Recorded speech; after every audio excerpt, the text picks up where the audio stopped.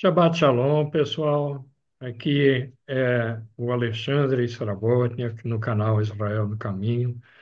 Essa semana estou aqui com a minha esposa, Wanda Srabotniak. Shabbat Shalom, Wanda. Shabbat Shalom, Alexandre. Shabbat Shalom, todo mundo. Que prazer, mais uma vez, poder falar de um Deus poderoso e com vocês, telespectadores. Que delícia, que coisa boa. É verdade. A gente realmente aprecia muito isso, porque primeiro a gente tem que estudar, entender, discutir, para depois poder compartilhar com vocês algumas coisas que a gente aprendeu. Tem muita informação e nem sempre dá para a gente compartilhar tudo, mas a gente procura fazer o melhor para que as coisas entrem aqui e não entrem por aqui e saiam por aqui, tá certo? Então, esse é o jeito que você tem que administrar também. Mas a paraxá da semana chama Nassau, que traduzindo significa levanta. Ela está em Bamidbar, em Números, do capítulo 4, versículo 21 até 7, versículo 89, é bastante longo. A Haftará está em Juízes 13, do versículo 2 ao 25. A Brit Hadashah tem uma passagem muito linda em Atos 21, 17 a 26. E Tehillim, Salmos 67. Esse salmo fala ao nosso coração, gente. Bom, o título da paraxá é Levanta.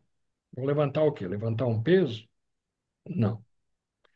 Levanta, assim, falou o Senhor a Moisés e a Arão, toma a soma dos filhos de Coate. Então, levanta o número, faz um recenseamento dos filhos de Coate. Na verdade, é dos filhos da tribo de Levi, né? Que tinham três ramos, um deles era Coate, o outro era Gerson e o outro era Merari. Essas três tribos tinham gente que Deus escolheu. Deus escolheu a tribo de Levi para fazer a operação do tabernáculo. O tabernáculo foi recém-inaugurado, foi recém-levantado. Estamos falando do início do segundo ano do pessoal no deserto, né? Do povo de Israel no deserto. E Deus mandou fazer um levantamento de quem são essas pessoas. Então, o Arão e o Moisés fizeram a contagem desse pessoal e conseguiram contar da tribo de Coate 2.750 pessoas. Essas pessoas não era o bebezinho, não, não. Era gente adulta, gente sem defeito, porque para servir ao Senhor, para servir no templo, você não podia ter defeitos, né? É, e gente da idade de 30 a 50 anos, ou seja, Uhum. não era o jovenzinho. 30 e 50 anos, a gente consegue imaginar que é a idade onde a gente tem uma capacidade de trabalho muito grande.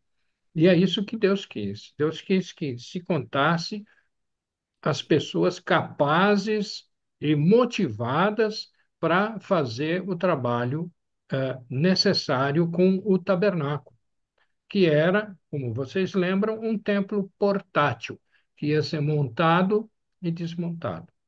E esse trabalho de montagem e desmontagem requeria uma boa quantidade de pessoas. Além da própria operação, tinha a montagem e a desmontagem. Dos filhos de Coate, que foram 2.750 pessoas, né, nessa capazes de fazer a operação, eles eram responsáveis para fazer o cuidado e o transporte das coisas sagradas, as coisas mais sagradas que existiam no templo. Na parte do Santo dos Santos, eles eram os responsáveis de fazer o transporte. O interessante é que eles não podiam fazer a embalagem dessas coisas. Quem fazia a embalagem dessas coisas eram os sacerdotes, era o Arão e os seus filhos. Então, eram os que faziam a embalagem disso para depois serem transportadas pelos filhos de Coate. A tribo seguinte era os filhos de Gerson, né?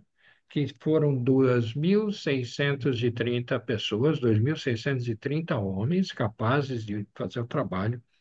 E eles eram responsáveis na montagem e desmontagem do templo. E o transporte desse templo, desse tabernáculo, toda vez que Deus falava assim: Ó, meu, está na hora da gente se movimentar. E se vocês estão lembrados, como é que ele se comunicava com o povo? Deus estava numa nuvem. Quando a nuvem se levantava, significava que estava na hora de mudar de lugar, né? É, não tinha um tempo combinado, não, era a hora que Deus decidia, está na hora de mudar. Podia ser alguns dias depois, podia ser um ano depois, não importa. Deus definia quando é que essa mudança deveria acontecer. Então, quando a nuvem se levantava, o que acontecia?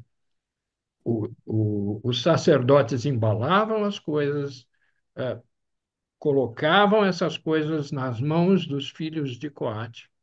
Aí os filhos de Gerson faziam a desmontagem do templo, se movimentavam até o outro lugar e lá eles montavam novamente o templo. E os filhos de Merari também tinham responsabilidades no transporte, mas também na própria operação do templo. Tinha muito trabalho para ser feito no dia a dia no templo. Coisas que os sacerdotes faziam, mas muitas coisas que os levitas também faziam. Tanto que eles eram 3.200 pessoas. Esse foi o levantamento que foi feito. É impressionante, esses números são algo assim absolutamente impressionantes. E se a gente não presta atenção, a gente acha, é fácil, tem uns dois sacerdotes lá para cuidar disso daí, está tudo resolvido. Não. Deus dava uma importância muito grande para o local onde ele aparecia.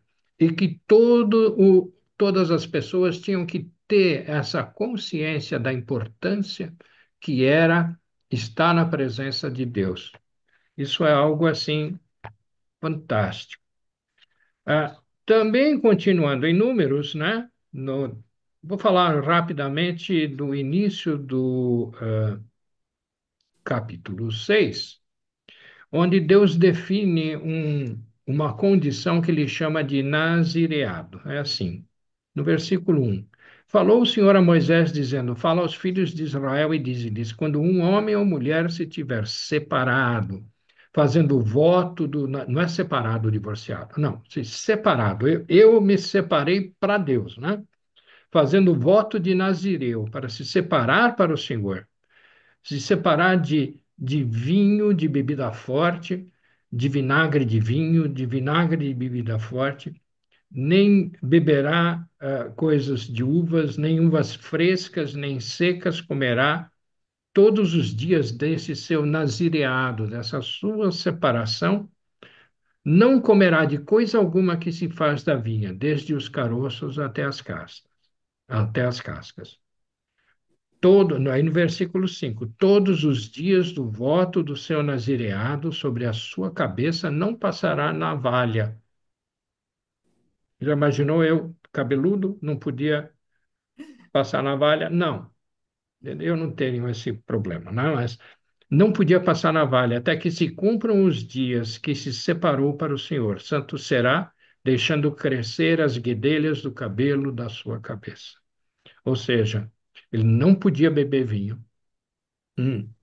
Em separação para o Senhor, e ele não podia cortar o cabelo, ele ia ficar cabeludo. Eu não podia ser um nazireu, tá? É, a Wanda leu uma história muito interessante na Haftará, né, Wanda? Conta pra gente. Oi. Então, mas eu acho que tudo isso que você falou é muito legal, só acho que não é nem observação, é dizer assim, Deus estava no controle de tudo e ele escolheu homens. Portanto, as mulheres provavelmente ficavam em casa com crianças, cozinhando, lavando, e ele escolheu homens fortes. Por quê? Porque tem que trabalhar. Deus não escolhe pessoas, não, olha, eu vou para a praia, vou dar uma olhada, vou tirar umas férias. Não, é para o serviço, é para sempre agradar a Deus. Então, uma coisa assim que eu acho muito linda aqui no Juízes 13, que ele fala da vida do Sansão. Na verdade, assim, tinha um homem chamado, isso no Juízes 13, 2, havia um homem chamado Manoá, que era da cidade de Zora e pertencia à tribo de Dan. A sua mulher não podia ter filhos. Aí apareceu um anjo, olha que coisa linda, um anjo veio conversar. Um anjo do Senhor apareceu e disse: Você ficará grávida e terá um filho. Não corte nunca o cabelo dele. Olha, você falou do seu, o Sansão tinha muito cabelo, pois ele será consagrado a Deus como Nazireu. Ele vai começar a livrar o povo de Israel do poder dos filisteus. E assim aconteceu. Inclusive, o Manoá, o pai, ele ficou, porque o anjo apareceu para a mulher, disse: Não, você vai ficar grávida, pode ter certeza. E o marido ficou assim: Mas será? É isso mesmo? E o anjo então apareceu de novo e falou exatamente igual. E olha que coisa bonita, eles creram, nós precisamos realmente crer naquilo. O Sansão fez muita besteira, ele acabou contando, ele tinha várias mulheres, inclusive ele casava com as que eram os filisteus, que eram uma filisteia, e ele fazia bobagem até que uma das mulheres acabou juntando um monte de gente para acabar com a vida dele. Primeiro cegaram ele, mas ele veio para o mundo porque Deus consagrou para libertar o povo. Então, de novo, a gente tem esperança, porque tava difícil, já tinham cortado o cabelo. Quando ele viu que ele não tinha mais jeito, ele falou: Deus, por favor, me dê mais uma vez, me dê essa chance. E ele estava no meio de duas colunas, onde ele puxou as colunas, arrebentou a tenda deles e eles morreu um monte de gente. Então, Deus está sempre no controle de tudo, tudo. Não, não podemos hoje, a gente está vendo tanta dificuldade, tudo tão difícil, mas não, Deus nunca deixou de ter controle. Agora temos que clamar, como o Sansão clamou, mas me livra, me ajude mais uma vez, eu preciso de você. E Deus sempre atende nossos pedidos, as nossas coisas, e a gente tem que realmente mostrar o bem-querer. A gente precisa mostrar o bem-querer, porque Deus é a nossa lâmpada. No Salmo 119, 105 diz: Lâmpada para os meus pés é a tua palavra e luz para o meu caminho. Então, que Deus continue abençoando todos e trazendo essa luz, como trouxe para o Sansão. É verdade, né? E, bom, na verdade, Deus escolhe a gente para tarefas especiais. Ele escolheu a Wanda para estar gravando hoje essa nossa paraxá, né? Eu também. Ele escolheu você para ouvir, porque Ele quer trabalhar a sua vida. Deus quer trabalhar a sua vida, quer transformar o seu coração, quer fortalecer você, quer dar esperança na tua vida. Ele quer que você leia a palavra, ele quer que você se aproxime dele cada vez mais. Deus tem um plano para cada um de nós, tem tarefas para cada um de nós e teve essa tarefa para o Sansão. Na verdade, se você pensar bem, né, o castigo, é, Deus estava castigando Israel. Por quê? Os filisteus estavam dominando Israel. Eles precisavam de um libertador.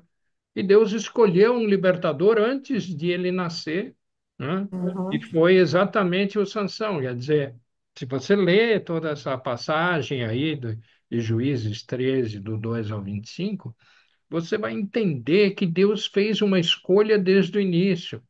Ele nasceu, ele cresceu, ele era mulherengo, toda mulher que passava na frente dele, ele não queria nem saber, ele ia atrás e lá, lá, lá. E mesmo assim, mesmo assim, Deus pegou e falou assim: não, esse é o sujeito que vai libertar o meu povo desse domínio terrível que os filisteus estão causando. E foi isso que aconteceu. E eu fico impressionado com essas coisas. Deus deve ter escolhido você para outras coisas também. E, e pode ter certeza, se Deus escolheu, não tem como sair dessa. Não tem como sair dessa. Você vai fazer o que Deus quer. Deus é persuasivo. Então, eu Definitivamente posso contar só mais uma coisinha? pode, No claro. Salmo 55, 22, lança o teu fardo sobre o Senhor, e ele te sustentará. Ele nunca permitirá que o justo seja abalado. Quer dizer, Ó, nessa situação difícil do Sansão, mulherengo, safadinho, fazendo bobagem, mas Deus cumpriu e não deixou que o povo seja, mais uma vez, aniquilado. eu só não concordo que ele era safadinho, ele era um safadão danado, entendeu? Mas ok, tá? Não vamos discutir esse assunto. Tá bom. É, quer dizer, essa época dos juízes, ela deve ter acontecido o quê? Uns 300 anos, talvez, depois do tempo em que o povo estava no deserto, né? Daquela passagem lá de Números. Quer dizer, Deus vai cuidando da história, né? Tanto que por volta do ano 2050 ou 40, alguma. Não, por volta do ano 40 ou 50, ou seja, da nossa era, na era cristã, digamos assim, Deus foi escolhendo pessoas. Ele escolheu uma pessoa chamada Paulo. Paulo, de início, era um perseguidor terrível dos cristãos, de todos aqueles que entendiam que Yeshua era o Messias de Israel. Só que Paulo perseguia até que Deus apareceu na vida dele e ele foi transformado e ele começou a convencer todo o povo judeu. Ele começou convencendo o povo judeu que Yeshua é o Messias. E aí ele começou a convencer os gentios de que Yeshua é o Messias. E muitos foram convertidos, muitos, né? Centenas, milhares foram convertidos assim. E o que aconteceu é que os judeus eles tinham um certo ciúme da situação e eles definiram que, olha, o negócio é o seguinte, já que você acredita em Yeshua, você precisa ser igual a mim, você tem que se circuncidar, você tem que vir na sinagoga, você tem que isso, você tem que aquilo, você tem que aquele outro. E Paulo não concordava com isso. Tanto que ele voltou, ele foi a Jerusalém, conversou com o Pedro, o Tiago. O Tiago era o irmão de Jesus, né, de Yeshua. E eles definiram o seguinte: eles definiram que não era necessário, se você não fosse judeu, não era necessário você ser circuncidado, não era necessário fazer isso. Não era necessário seguir exatamente todos os rituais que os judeus seguiam. Tanto que lá no Atos 21, versículo 25, né, tem uma informação. Todavia, quanto aos que creem dos gentios, ou seja, gentios é não judeus, já nos havemos escrito e já nós havemos escrito e achado por bem que nada disso observem, mas que só se guardem do que se sacrifica aos ídolos. Então, idolatria, isso é proibido para todo mundo. E do sangue, ou seja, não pode comer sangue, não e do animal que foi sufocado e da prostituição, das coisas imorais. Então, disso você tinha que se preservar. O resto, você acredite em Yeshua, entenda quem é Yeshua, converse com Yeshua e se afaste dessas coisas. Isso causou muito burburinho, mas é algo que foi definido lá atrás pelos então apóstolos, né? Pelos que Pedro, Tiago, o, outros que participaram desse concílio que eu chamo de Concílio de Jerusalém, né? É, bom, para não ficar muito longo, eu só queria saber o seguinte, Wanda. Salmo 67 é o salmo que a gente tem associado à nossa paraxá. Uhum. Você viu alguma coisa de interessante nesse Salmo 67? Então, no Salmo 67, a coisa, a, a coisa mais bonita é louvar a Deus, é acreditar. Então, no Salmo 67, 3, que os povos te louvem, ó Deus. Gentios, judeus, é os povos, não um ou outro, é todos aqueles que creem. Que todo, e de novo, ele repete, que todos os povos te louvem. Que coisa linda poder falar como nós estamos falando. Louvar é crer, é ter amor, é sentir tudo isso que a gente está sentindo, um coração cheio de alegria, porque Deus é a nossa alegria. Então, que a gente possa louvar e transmitir isso para os outros. É verdade, legal. Eu até tem um versículo ali que você leu o versículo 3, né? Que é, Uhum. louvem a ti, ó Deus, os povos, louvem-te os povos todos, todos, todos. Todos significa todos, né? Ninguém pode ficar de fora. Todos têm que louvar a Deus. E ele fala uma coisa muito interessante no versículo 4, que ele fala: alegrem-se e regozijem-se as nações. Temos que nos alegrar com Deus. Temos que realmente festejar Deus, Amém. pois julgarás os povos com equidade. Deus vai trazer julgamento para os povos que não obedecem aos mandamentos dele. E governarás as nações sobre a terra, ou seja, todo o domínio sobre todas as nações da terra. Ao fim de tudo, é de Deus, não é Amém. do homem. Amém. Tem, às vezes, governantes que metem os pés pelas mãos, eles, eles estarão nesse julgamento. E, ao fim de tudo, é Deus que é o, quem coordena tudo.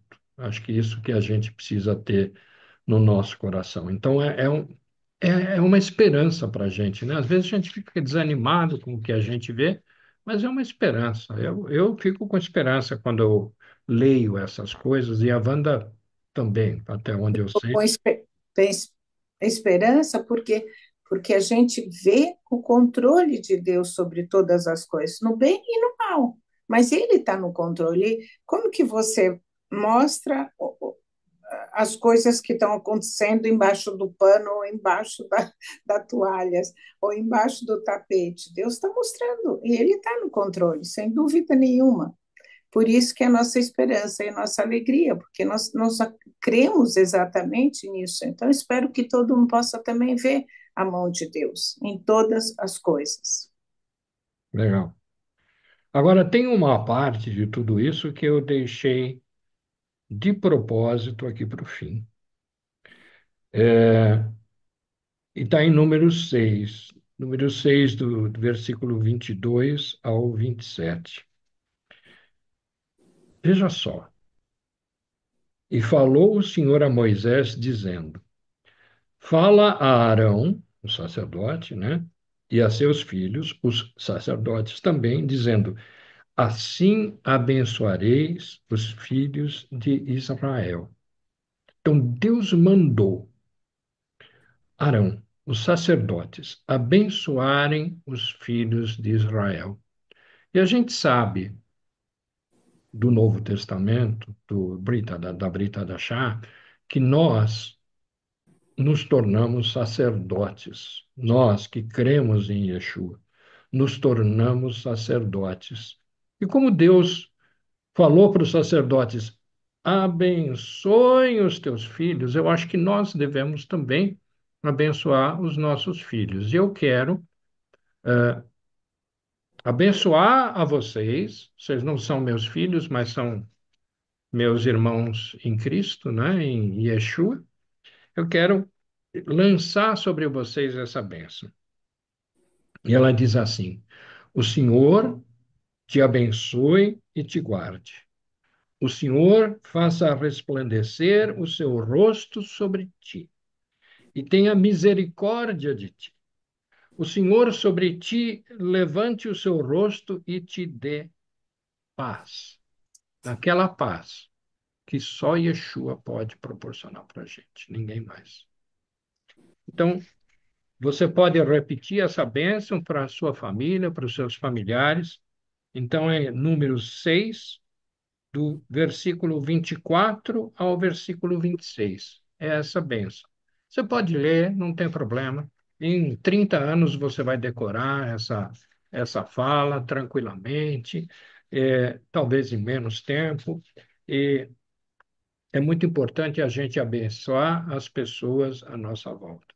Uma dos motivos é estamos dando a bênção. A outra é estamos mostrando para nossos filhos que temos que abençoar os outros. Amém. Então, eu desejo a vocês um Shabat com muito shalom. Amém. Shabbat shalom todo mundo, com muito, muito shalom, com muita paz, com muita alegria. Que Deus continue abençoando cada um de nós. Amém. Amém. Shabbat shalom. Bye.